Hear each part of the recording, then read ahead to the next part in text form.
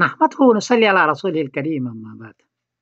हिंदुस्तान के एक साहब ने पूछा है कि जिलहिजा में चांद की सूरत हाल क्या है, हमें अभी से बताइए, हमें छुट्टी बुक करनी है। जवाबन अर्ज है कि 27 मई बरोज मंगल को इंडिया में चांद को चाहिए 5 डिग्री, बर्मा में 4 डिग्री, बांग्लादेश में 5 डिग्री, नेपाल में 5 डिग्री, कराची में 6 डिग्री, पेशावर में 6 डिग्री, ईरान में 6 डिग्री और अफगानिस्तान में 6 डिग्री। चांद 10 डिग्री में नजर आता है, यहाँ 5 डिग्री और 6 डिग्री है, इसलिए 27 मई बरोज मंगल को चांद नजर नहीं आएगा इस पूरे खित्ते के अंदर।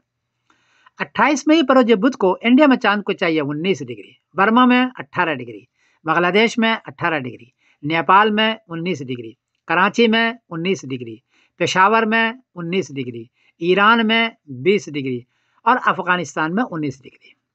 चांद 10 डिग्री से काफ़ी ऊंचा है, इसलिए 28 मई बरोज बुध को चांद नजर आएगा, देर तक रहेगा, वाज़ा नजर आएगा। और 29 मई बरोज जुमेरात को जिलहिजा की पहली तारीख होगी इंशाअल्लाह। इस एतबार से 7 जून बरोज शनिचर को 7 जून बरोज शनिचर को बकरीद होगी इस पूरे खित्ते के अंदर।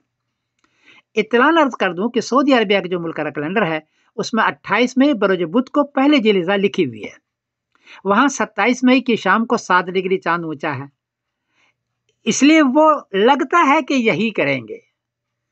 और 6 जून बरोज जुमा को बकरीद लिखी हुई है, इंशाअल्लाह अल अजीज वो 6 जून बरोज जुमा को बकरीद करेंगे। तो इंडिया के अंदर बकरीद होगी 7 जून बरोज शनिचर को, और सऊदी में और सऊदी के मानने वाले जितने भी है वो 6 जून बरोज जुमा को बकरीद वो कर रहे हैं, ऐसा है। देखिए होता क्या है। मैं समीरुद्दीन कासिम बोल रहा हूँ मैनचेस्टर इंग्लैंड से। अस्सलाम वालेकुम व रहमतुल्लाहि व बरकातहू।